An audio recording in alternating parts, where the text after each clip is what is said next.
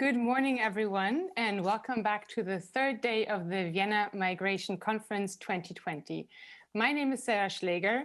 I'm the moderator of this session, and I'm very happy to be with you for this focus session on community sponsorship, what potential for scaling up resettlement in Europe. Now, before we start the session, I would like to make a very short social media announcement. If you're active on Twitter, please do follow my dear colleague Martin Wagner at Mart Wagner, or engage with us and share your insights by using the hashtag ViennaMigConf.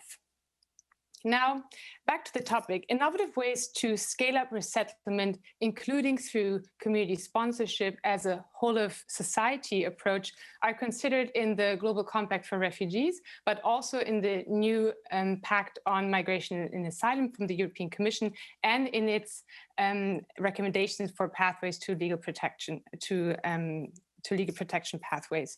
And actually, more concretely, what is stated is that community sponsorship underpins resettlement, humanitarian admission, as well as other complementary pathways where individuals, private sponsors, that's why it's also called private sponsorship, and communities are involved in welcoming and integrating people in need of protection into the community that has welcomed them. Now, what we'll be doing today is we will be looking at the potential of community sponsorship for strengthening and increasing protection pathways to Europe through looking at examples from Spain, as well as by taking a look at the potential for an EU approach to community sponsorship. And I'm delighted to be joined today to discuss this topic by two key experts on the topic. And I would like to begin by welcome Dr. Hana Jalloul Muro, who is the Secretary of State for Migration at the Ministry of Inclusion, Social Security and Migration of the Government of Spain. She also worked previously as an assistant professor teaching political sciences and international relations. She's been an advisor to the delegate of the government to the Community of Madrid, has herself in 2019 been elected as a deputy to the Assembly of the Community of Madrid, and was then in 2020 appointed Secretary of State for Migration in the government by the government. Welcome to the session, Dr. Jalloul. Thank you, welcome. Good morning. Good morning. And our second speaker is Mr. Giulio Di Blasi, who is the Europe Director for the Global Refugee Sponsorship Initiative.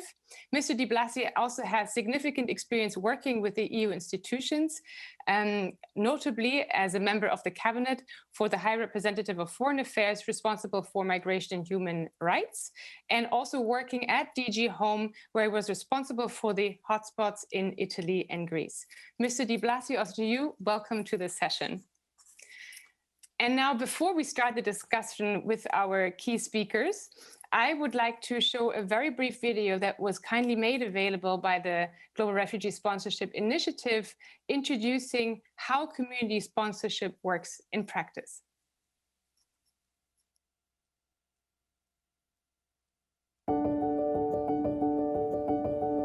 Community sponsorship is a groundbreaking approach to helping refugees find safety. This approach brings small groups of local citizens together to welcome newcomers into their communities. This is another part of just being part of a global community, being aware of other people and ourselves. And the reciprocal relationship is really exciting.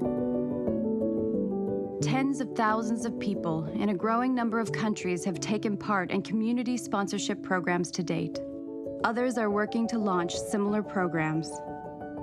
We are seeing amazing results, a positive impact in big cities and small towns. A family will now be identified for us. This is giving grassroots, ordinary people the responsibility for the entire journey that a family goes on, from when they land at an airport through to them being completely resettled, integrated, happy. People live in the area where the refugees are going to live as well, so they're part of that community. We've discovered there are people in the community who have all sorts of skills to contribute. Estamos todos para tratar de integrar a gente que no eligió salir de su país, tuvo que salir de su país. No es solo al refugiado, es a la sociedad que la hace crecer, la hace estar más unida. One of the most important things in settlement is jobs. We actually need immigration from a workforce point of view. So my advice to business is to get involved either through providing mentor groups to help do the settlement or through hiring. Having things brought down to a community level really personalizes the whole issue. It combines the numbers with the integration capacity, so it not only increases the possibility of more resettlement places, but also looks to the quality of those resettlement places. Hoy le toca a este grupo desplazarse. Tal vez el día de mañana me tocará a mí y ojalá llegue el día en que nadie tenga que salir forzadamente de su país. Entonces creo que hemos ganado en sensibilidad y en humanidad.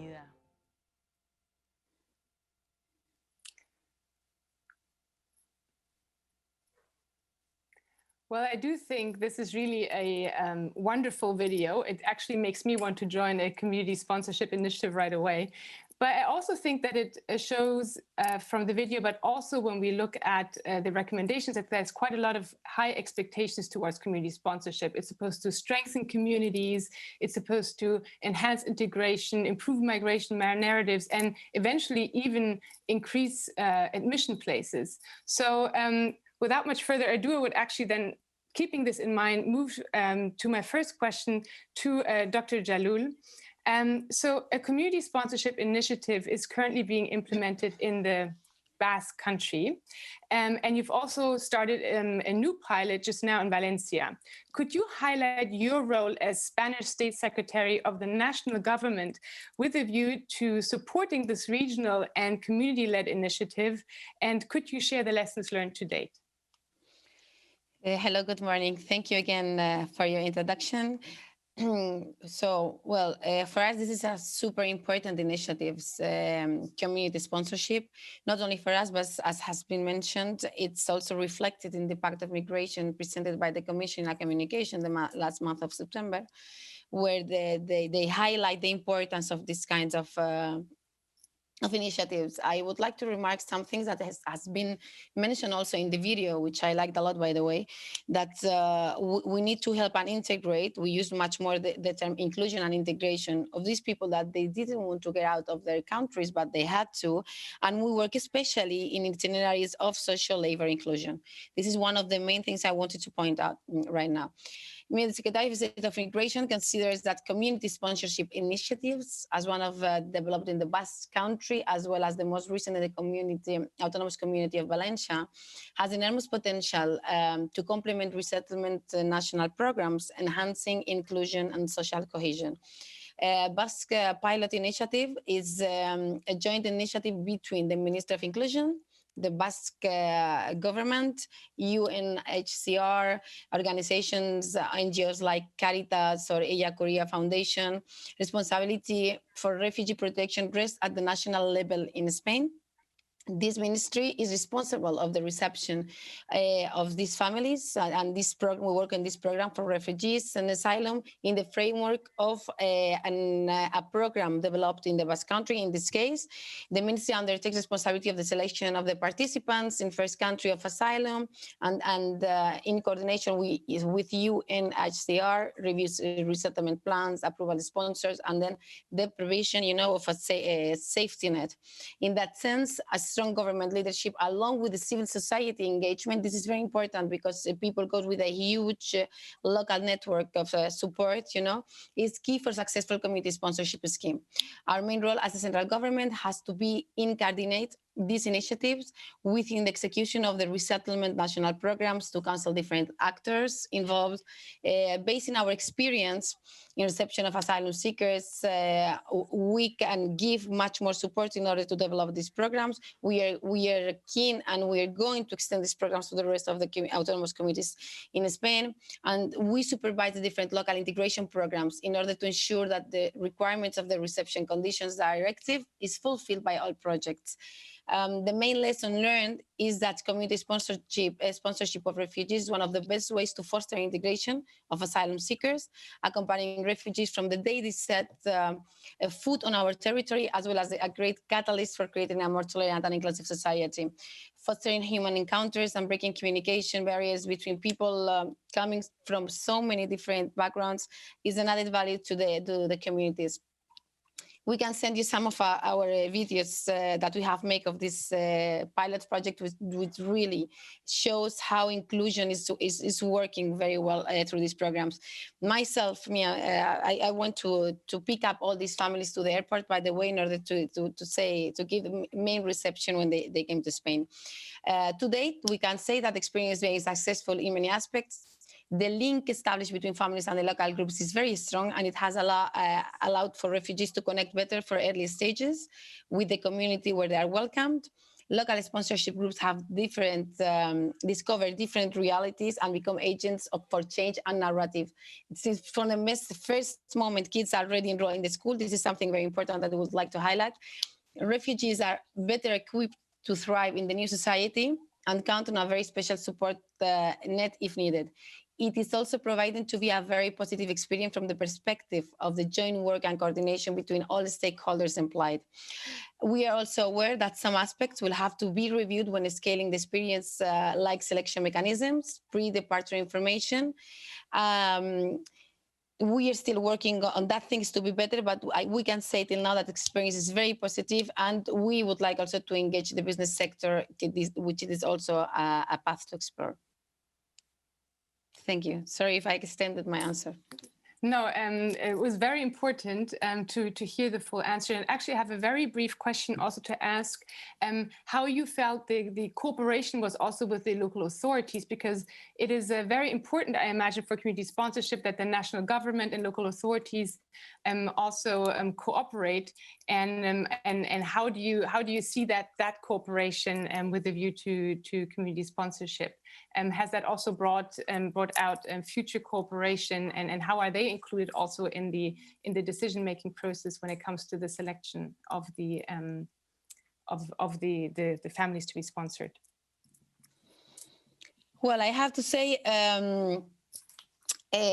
for us, it's very important that autonomous communities, local autonomies, different, levels of local authorities, governmental authorities are involved. We are, national government, autonomous communities, and local government. It's very important. We need all to cooperate in this. We need to be all as one in order to understand that this project is very important for us. We have to take into consideration that sponsorship initiatives, community initiative must to be developed at local level. This is something that has been proven that they are doing in Canada and in many other countries, because local nets are at local level. This is the important thing to understand. For us, experience have been super positive, because it was the autonomous community of the Basque Country who also was willing to be part of this project. They have collaborated from all the areas of the government, local, autonomical, regional, let's say, which was very positive. And we have informed the autonomous community and local authorities about how the process goes. They have been with us an international organization of migration, OIM, with ACNUR and the United Nations, and all the stakeholders participating from the first moment and being informed. I have to say that it has been a very positive and a very important a very important initiative from the point of view of coordination.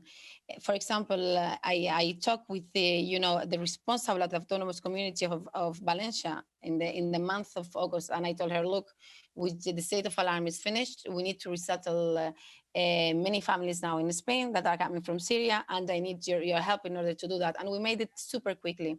We just put everybody to work. We work with the local authorities, families, private sectors, schools, everybody to work on our initiative. We work, of course, with OIM United Nations. They were aware in all the moment with the Secretary of State about the interviews. We gave courses. We prepared the families out there before they come in. We prepared the families once they came here. Everybody was so well informed, and quickly we host these people in our reception system for a few weeks, and then we send them straight forward to Valencia. And now we were talking these days with the families. We went to visit the families to Valencia, by the way. We went to present the programs. We talked to the families. We saw their houses. From the first day the kids were in the school. I mean, it has been a huge effort by all wonderful. Wonderful, really wonderful. And it's working very well. It's not like the picture. I mean, we are really working, doing a very good job here, managing all this. Thank you so much. I think that was really important also to hear how the cooperation is functioning. I would like to now move to my question to Mr. Di Blasi. Given that community sponsorship remains a prerogative of, as we heard, also national and regional and local governments and the citizenry, how can the EU and its specialized agency support and promote sponsorship beyond funding? And maybe you can also say a word on how would an EU approach to community sponsorship look like, since it's also being promoted as part of the recommendations to legal pathways. Good morning, Sarah. Good morning, Madam State Secretary. Good morning to the audience. Good morning. Good morning. It's really a pleasure to be here, and I must say, I mean, I couldn't have said it better. I think thanks really, Madame Jalloul. You really said everything I wanted to say, so I can move forward from that. Thank you. I'm sure we think the same. From the EU approach, I would really like to start from there. What is the most important thing in the pact is that it really signals, in my view, the willingness of the European Union to take ownership of community sponsorship. So community sponsorship has started in Canada 40 years ago. For several years, that was a Canadian purview and pursuit. And when it started to happen in Europe, there were a lot of skeptics saying, but this works only in Canada. This is only something for Canadians, as if there was something special around Canada for this. I think we are now entering into a completely new phase, a phase where Europe is saying community sponsorship is something we want to do. It's not the Canadian community sponsorship, it's the European community sponsorship, and actually is the every country community sponsorship, because as Madame Jalloul has already said, but this is my experience everywhere, every country will have a different program that is adapted and flexible to the governance and the reality of each single country.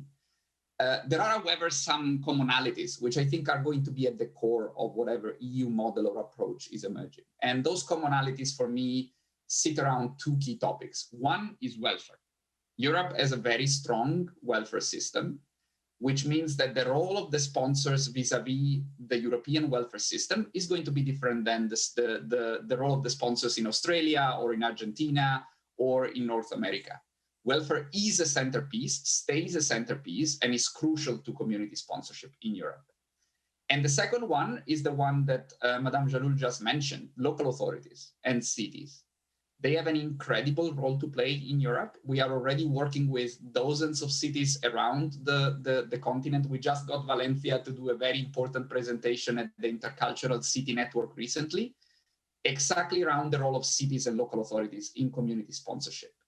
Because in Europe, cities are at the forefront of integration, and they need to be at the forefront of community sponsorship as well. Now, and I'll try to be super brief. What can the EU do beyond funding? I mean, of course, funding is very important, so we shouldn't be forgetting about it. But beyond that, there are three areas that I think are very important. The first one is actually Europe can advocate for sponsorship. It can advocate vis-a-vis its own member states, and that's very important. But it can also be a global advocate for community sponsorship. And I can tell you with the new US administration that has already indicated the willingness and intention to work on community sponsorship. The Canadian, of course, model that already exists. There is a very strong global momentum around community sponsorship, and Europe can be part of that global momentum. The second is to help setting the policy around community sponsorship in Europe. I mean, even though every scheme is flexible, I think, for instance, the fact that the Commission has indicated that sponsorship supports several pathways was incredibly important, because it really helps clarifying a concept that is being defined as we move in Europe. So there is an importance around that work. And then the third one is, of course, continuing to share best practices and connecting states. For instance, this is a role that the European Asylum Support Office is playing in order to really advance jointly on what works and what doesn't, because all of the projects right now in Europe are very young. So there is tons to learn, and there is tons to learn together. Thank you so much, Mr. Di Blasi, also for, again, highlighting what community sponsorship could mean as in the EU, also in comparison to other community sponsorship schemes around the world. Now, moving to the second set of questions, I would like to, again, discuss scalability a bit more. And here again, the first question goes to the State Secretary. In community sponsorship schemes, there's many stakeholders involved, and you already also explained that, in often sponsoring few people. Is the Spanish government planning to scale up such schemes despite the substantial administrative efforts required? You mentioned already it does, but maybe you could talk a little bit about how it's planning to do that. Oh, okay. Thank you. By the way, Mr. De Blas, very interesting intervention also. I wanted to thank funding, very important, tons of information, many important best practices. We are working also already with EASO, European Agency of Asylum, which is very important. We are with young projects. We are young in this, but I think we are working very well. Thank you for your intervention. Answering to your question, I might say that this is definitely an aspect that we will have to look at when scaling the program. And we know from experiences in other countries that this is a especially challenging issue. For the moment, we have been partnering with organizations that have a strong community approach in the daily work, as Caritas and Jesuit organizations, but Spanish society proves to be exceptionally solidary. And there is a huge potential for widening the scope of stakeholders. We are confident that together with our partners, we will find adequate channels. And I like to say this, I like to highlight this. Why? Because we already, as you know, we are a first country and we have a huge migratory pressure. And in spite of all of this, our society is very generous and very open to this kind of programs. Spanish government is currently in collaboration with authorities of the country assessing the first pilot of community sponsorship that started in March 2019 with 5 Syrian families resettled from Jordan.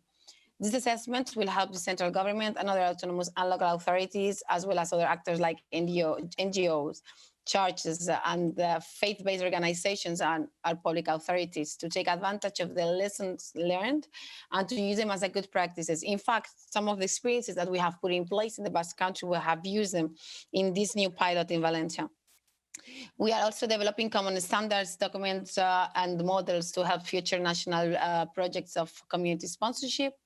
The Spanish Secretary of Migration also wants to explore new alliance and initiative funding methods in close collaboration with civil society with the aim of establishing a community sponsorship model for the Spanish context. A model that will take into account the Spanish civil society solidarity and its compromise with refugees and UNHCR mandate and its aim to have a multi-annual framework.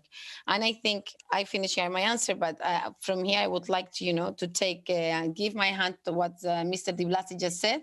I think we are aligned in these ideas, and we need these multi-annual conferences, and we begin, to move much more with this kind of initiatives, talking about funding, information, shared experience, best practices. You just said best practices, and I think this is the key question.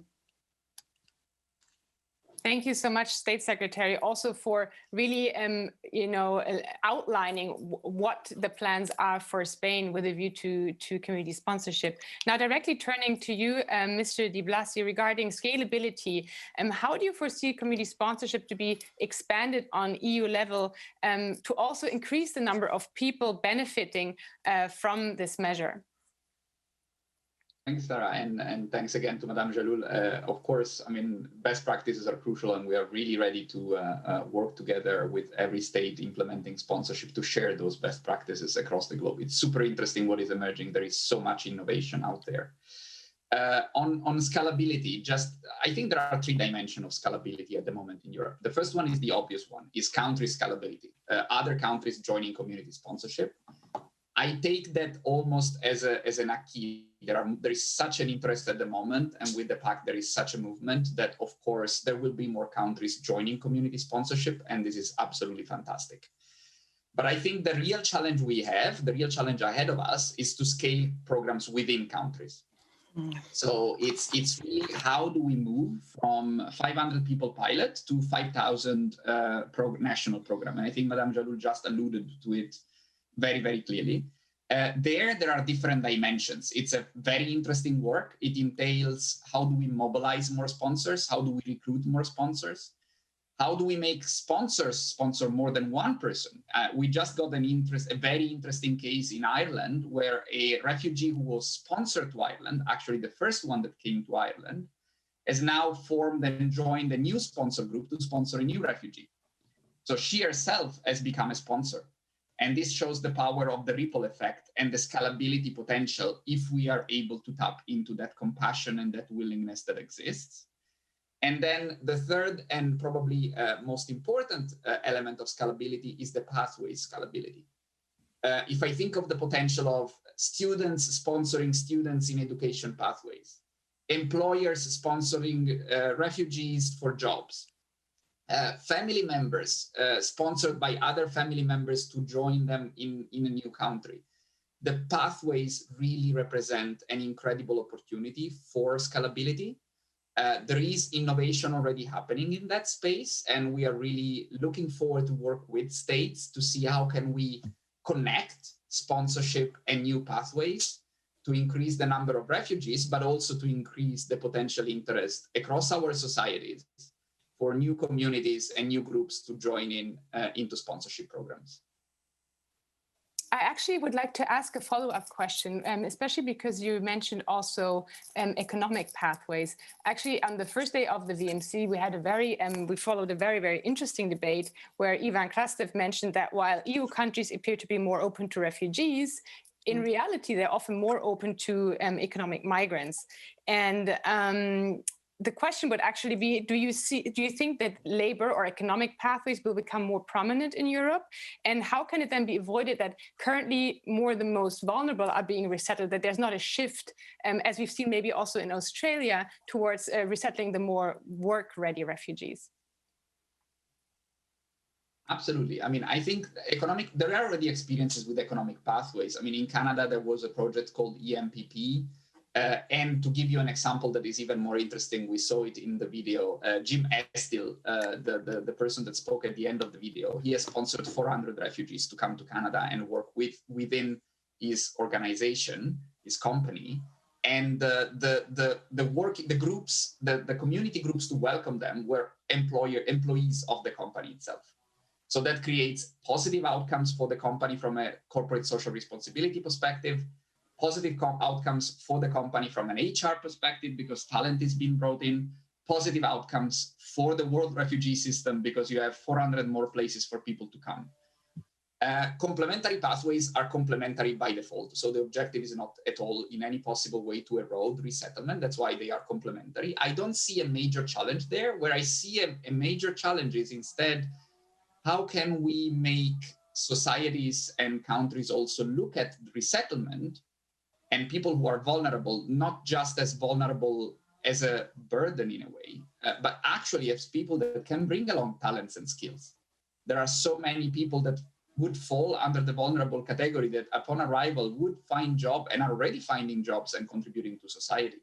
So I think it's important in this distinction never to forget that actually skills and capacity are not opposite to vulnerability. They can go hand in hand. And it's very important that we build flexible systems that are allowed to cater for both. Thank you so much for highlighting this really important point. Now we're already coming to the close of the session, but I would like to give both of you the opportunity to have one final statement. And if you could keep it to 1 minute, that would be great. I would start again with the State Secretary. And just the question for you, what is next in community sponsorships? What are the plans for 2021? Can you hear me? You can hear me, can you? Okay. Thank you again, Mr. de Blasi, for your outstanding intervention. Well, as you may know, a second pilot experience has started recently in September in Valencia, and other regions have shown interest in engaging the experience. We're going to begin, I think, with Navarra and other ones next year. 2021, we will work to expand our experiences to, I think, at least 2-3 regional governments. The reception and refugee support model is currently under review in Spain, and community sponsorship will definitely be part of the future support model. Spanish central government has started contacts with other autonomous communities and that have shown a lot of interest. Catalonia, Navarra.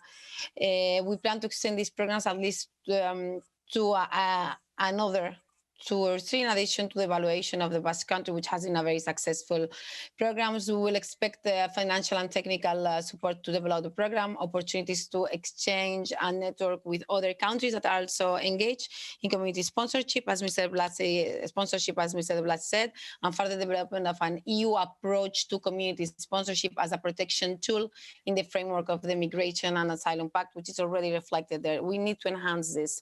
So we will go in the same line as the European Union, all together in the same line. We plan to contribute to the Global Compact on refugees that aims at expanding resettlement and complementary pathways for protection, including here community sponsorship programs, as we really believe it's one of the best ways to enhance social inclusion of refugees. And we work social inclusion in several lines also here in Spain. The last thing I would like to say, as you know, we have developed this year a minimum scheme income.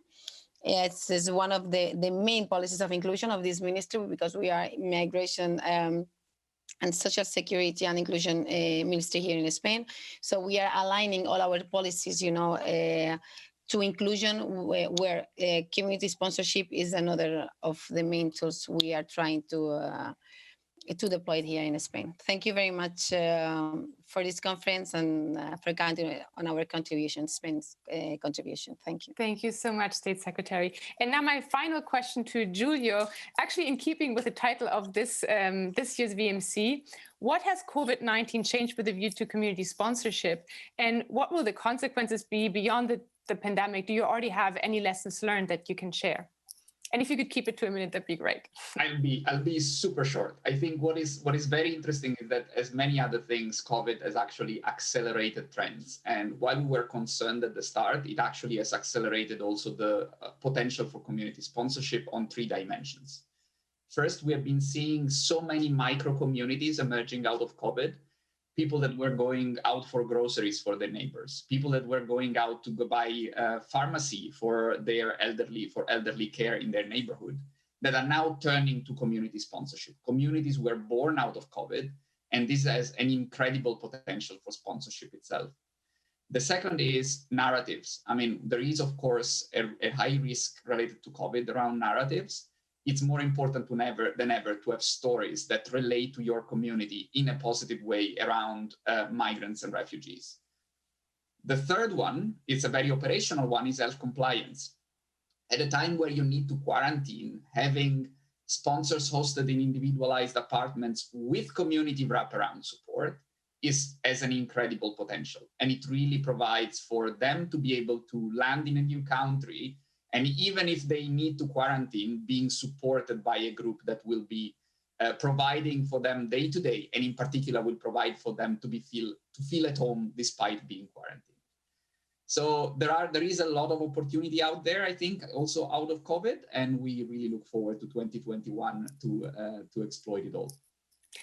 Thank you so much. Thank you so much, State Secretary. Thank you so much. Our pleasure. Mr. de Blasi, I thought this was a very rich discussion. I think you mentioned so many important points. I actually thought before that I will highlight 2 main points. I think it's very difficult to now decide which the most relevant are. But what I would like to highlight, and I did think was very important, is on the one hand, State Secretary, you mentioned this solidarity aspect, the important that everyone needs to be involved and everybody wants to be involved. And this needing and wanting, I think, are really 2 parts that are really important to keep in mind. And you, Mr. de Blasi, again, you both mentioned so many points, but I do think it's important to mention that if we look at vulnerable refugees, they're not only vulnerable, they bring with them a plethora of experience, of skills, of potential, and that is something that we should really build on. So thank you so much again for both of you. It was an honor moderating this session with both of you. For the audience, I hope you found the session as enjoyable as I did. And if you would like to know more about timely migration topics, please stay tuned for our upcoming sessions at 10 o'clock. We're looking at external shocks and border management. It will be moderated by my dear colleague, Borut Erzen. And with that, thank you so much. Stay safe and hope to see you soon.